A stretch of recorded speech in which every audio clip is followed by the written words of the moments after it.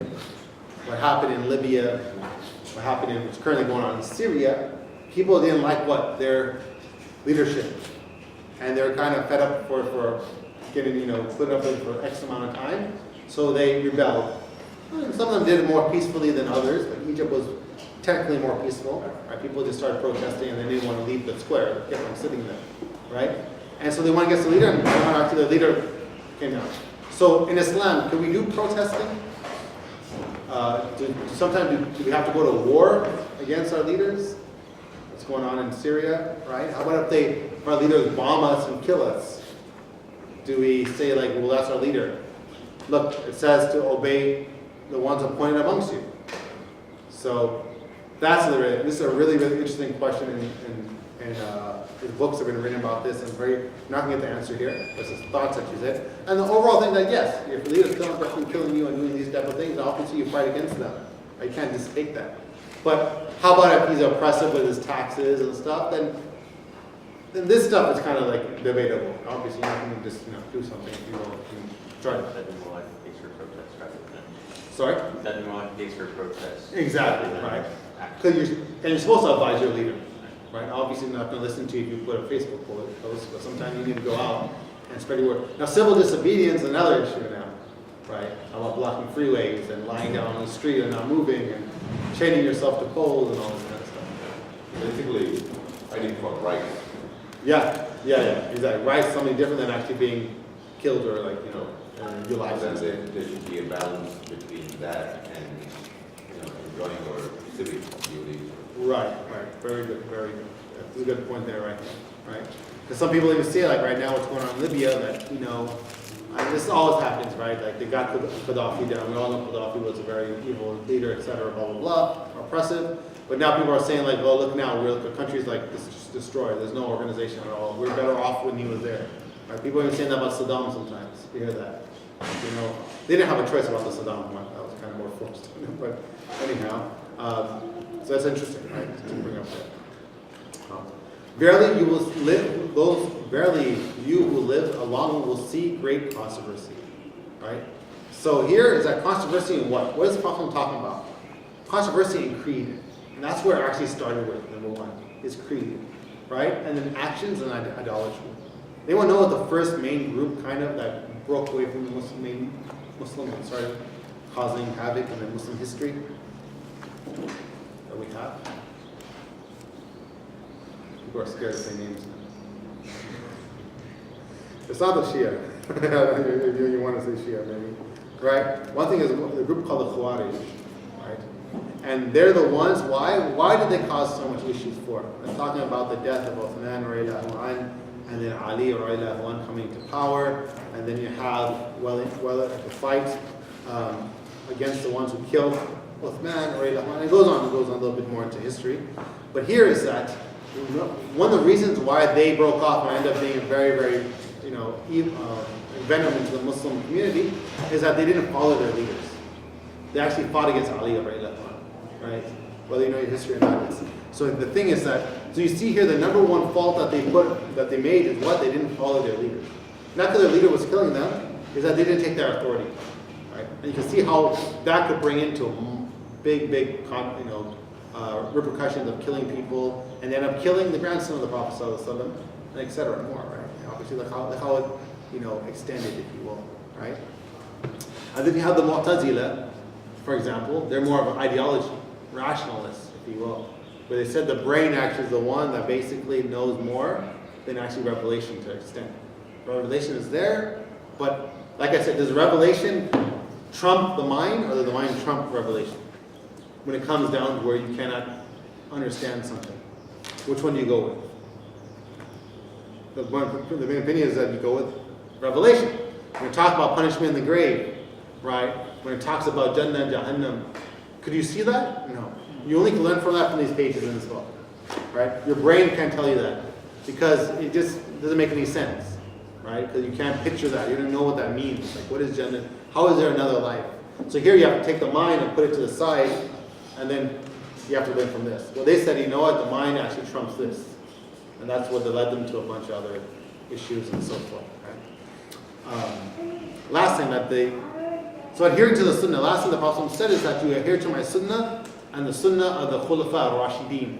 So the scholars have said the Khulafa al-Rashidin, the righteous Khalifas, are the four that we all kind of know: Abu Bakr radiallahu anh, Umar radiallahu anh, Uthman radiallahu anh, and Ali radiallahu anh. After that, they're not really called righteous Khalifas because there's a lot of splitting after that. And there was like two Khalifas. After Ali, you have two Khalifas pretty much. Even during Ali's time, you have two Khalifas, right? There's Muawiyah radiallahu anh, that ended up being a Khalifa in Syria, and then you have Ali in Iraq. And that's what kind of caused a lot of controversy. But anyhow, these are the ones that that the Prophet said, look at their sunnah and follow them, and also follow my sunnah, right? And what? Do not involve yourself in innovation. That don't try to put new things in it, or else it's going to cause issues. We went over innovation multiple times in different hadith earlier before. So abiding to the sunnah, what does that mean? What is a sunnah, for example? A lot of people don't understand what the sunnah is, so let's go over it a little bit. Let's break down the actions of the Prophet ﷺ. Number one, there's actions of the Prophet ﷺ that's specific to him. Like he married more than 4 wives. Okay, that's just like exception just for him. For example, like he used to fast continuously, every day. Okay? He used to get up every night and pray tahajjud. Now that is not a sunnah for all of us to do. I mean, if you want to try to do that, but that's something else. That's all especially for him, if you will. Okay, definitely you can't marry more than 4 wives. You know, that's something that's strict, right? So I think that's just specifically for the Prophet ﷺ. Number 2, actions that are related to the culture of his time. We call this sunnah al-'ada, the sunnah of culture, if you will. Like, for example, the Prophet ﷺ wore a turban. He wore a thobe. Now, do I get sunnah points? Do I get reward with Allah subhanahu wa ta'ala because I wear this? And Mu'tasim wears, you know, JCPenney's or something, right? So I should have, right? You know, Miller's Outpost. Miller's Outpost, that's old school. There's no more Miller's Outpost anymore. Right? Pants and shirt, right? Or he don't get no reward for sunnah here, but I get reward for sunnah, right? And do I get reward from covering my head and he's not covering his head? I'm just like to pick on him today, I don't know what, right? He's wearing glasses because, no, the Prophet never wear glasses, so I never can do that one, right? So here is that there's certain action that was just from what? His practice. How about eating dates to break your fast? Is that a sunnah? Or is that just a culture thing? Oh, okay. So hold on. If the Prophet ﷺ, from the country my parents from, Trinidad and Tobago, where there's a bunch of mangoes everywhere, right? Would he be breaking his fast with mangoes or dates? Mango. There'll be no dates. There's no dates in the country. Or in the first of all, they don't grow dates in the country. So it'll be amazing if dates just fell down from the sky. Everyone become Muslim, like everyone. Abu Lahab and Abu Jahl, everyone become Muslim, right? So here is that. Was that the custom? That's what they had. They had dates. If they lived in a place where maybe India, right? They have mangoes and coconuts. I don't know what else there, right? Maybe they'll be doing that, right? Indonesia, I don't know what else. Mangoes too. Right? Everyone's mangoes other than Saudi Arabia. Love mango. Alhamdulillah, right? Superfood, as they say, right? So here, that some of these things, the turban, right? Keeping long. One thing, he had long hair. It's down to his shoulder. Some brothers like, oh, I want my hair like the Prophet ﷺ. I'm like, well, this culture, the long hair could be a rock star, or you could be, feminine, or it could be a multiple signs, right? Oh, I heard the Prophet had a ponytail type thing. I heard the Prophet used to wear a ring on his pinky finger, right? For example, if we do that. Get a question? You're stretching. So this different thing. What are these? Are these just from culture? So the thing is that these things are from culture. Now, if you're going to wear a hat on your head, because the Prophet was known to always cover his head. But Abu Lahab used to cover his head. Abu Jahl used to cover his head. Abu Lahab used to wear these clothes too. Abu Jahl used to wear these same clothes.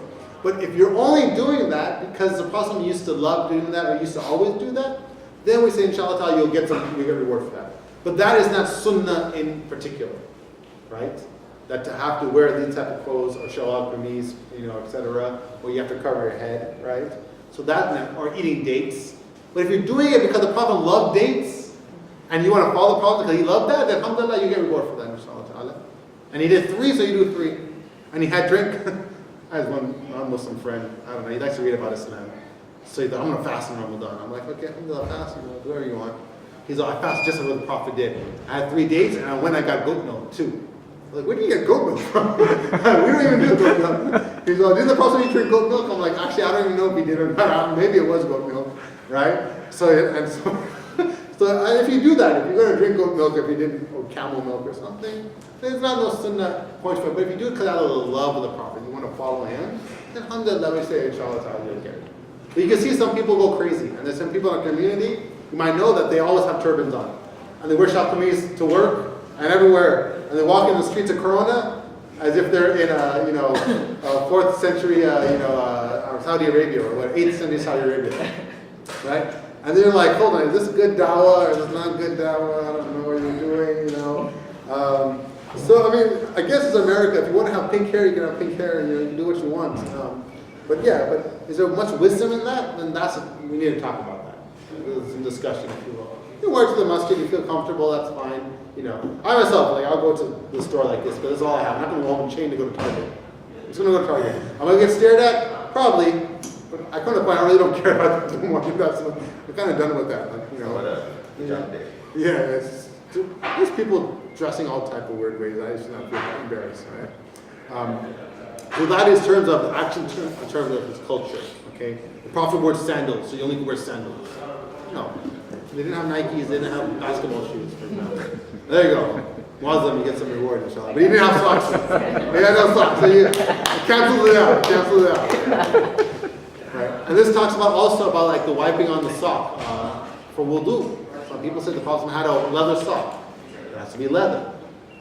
Other schools, like the Hanafi school, said no, it just has to be thick, not transparent. So whether most athletic socks are fit this bill, if you will. Not the nylons and so forth, but anyhow, that's something else, right? Number 3, actions resulting from spontaneous actions of the Prophet ﷺ. For example, when he went to Mecca to Medina, he took this route, right? So if you go for Umrah, you guys should take that same route. This is a Sunnah route. No, there's no Sunnah points for that. You actually will be wasting gas and you'll have a hardship, if you will. Number 4, actions of the Prophet ﷺ performed intentionally for the purpose of ibadah, right? They did that purposely to show them that this is what you worship, right? And that's how right? After Salah, you say, Subhanallah, Subhanallah, Alhamdulillah. And we have this from the Sunnah. It's not someone that made this up or something like that. That is what you want to follow. The last one is what we call the Sunnah of the Prophet ﷺ. We call Sunnah al-Huda, the scholars have said. The Sunnah of guidance. That's what you want to do. The rest is Sunnah of culture, if you will. Okay. So that's explanation of Sunnah. Any questions on that? How to break down the Sunnah? So, what is the difference between Sunnah and Ittiba? Ittiba just means, that literally means it's like following the Prophet ﷺ. I don't think that's an official term they use, Hadith scholars use, or someone use. I'm not too sure. I've never seen that in a way that they use that. I mean, I've seen they use that in terms of definition. Sunnah is Ittiba Rasul. It's following the Prophet ﷺ. Is it the same? Kind of the same thing, yeah. Yeah. But the more the term they want to use is the word Sunnah. Okay. Right, yeah. Questions, comments? Last hadith we're going to go over is just very short, but it's a hadith that you all probably, maybe we're not going to over. Wow, I think it's, so anyhow, I'll put it, where is my, okay, we're not going over it, I thought I had it in my notes. Maybe I was something else. Okay, anyhow, we're finishing 10 minutes early. Usually we finish 10 minutes late, so you have to balance somehow, right? It's okay. I could probably do another hadith in 10 minutes, but let's not do that. So any questions or comments in terms of this, understanding of it, or any comments you want to make? So one thing really quick, just to do a quick review. How do we define righteousness?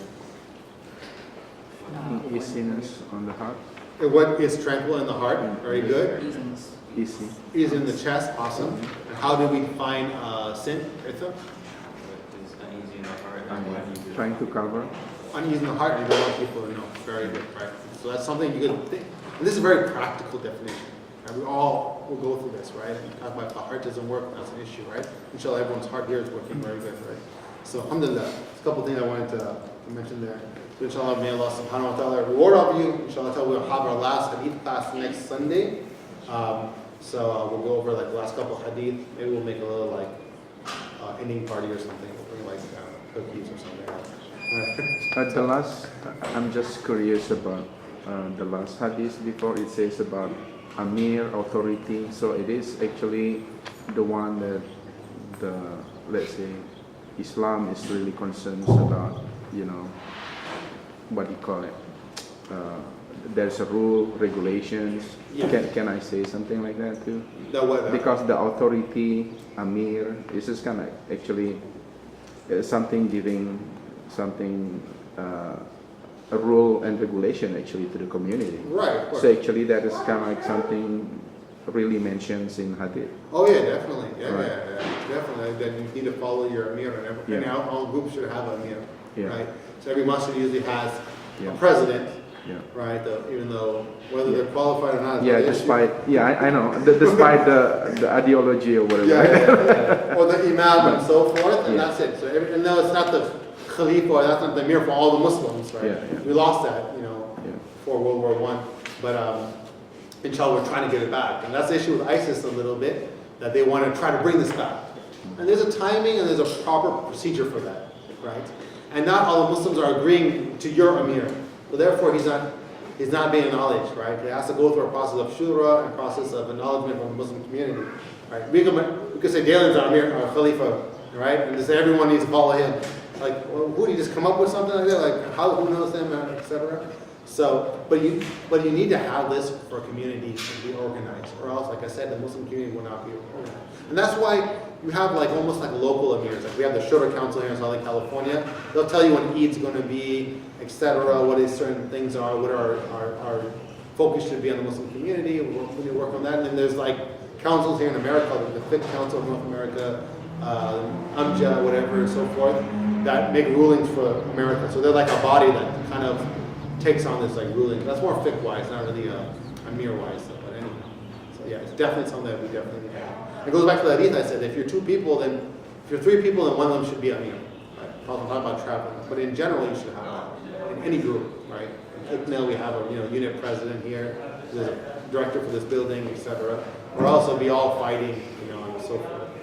Even when you have Amir, they're still fighting, and that's because people don't understand the rules of shura, of consultation, and the procedure of it, and how to carry that out. And sometimes when decisions are made, then they have to understand, even though you don't like that decision, but it was made through consultation, and that person was elected to be that your leader or your president, then you need to follow that, even though you don't want the masjid to be painted orange, but they decide to paint it orange. Then you know what? That's your opinion, but since that's a decision, you have to go with it. You shouldn't be nagging and making a complaint every time you go to the masjid. Oh, I hate this color. Why? Who came up with this? That could cause like harm in the community. But if those people made the decision to do it, then if you're under that community, then you have to follow it. Yeah, you could tell them that you guys should think this over. This is my opinion. And that's about it. Whether they listen to it or not is another issue. But that's the reason why. If you don't have that, then even within ICNA here, people could be complaining, even though the president said this or that. And then there's no brotherhood. There's no nothing. Then it's going to cause a lot of harm. So you kind of have to swallow your pride down and say, we're going to follow this one person or this one sister or whoever it may be. That's how it works. It's very, very important. We ask Allah subhanahu wa ta'ala, Ya Alameen, Ya Rahman, Ya Rahim. We ask you forgive us for our wrongdoings, bless us and let us be known of any sins that we have done, anything that are unknown. Allah subhanahu wa ta'ala, we ask you to make us aware of it. Help us correct us our ways, Ya Alameen. Purify our hearts, Ya Alameen. Give us a clean heart that directs us to righteousness and keeps us away from evil and sin, Ya Kareem, Ya Alameen.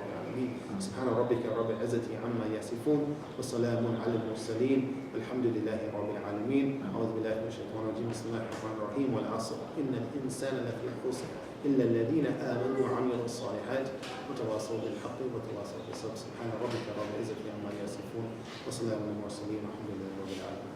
جزاك الله خيرا. May Allah reward all of you guys. Inshallah, see you next week.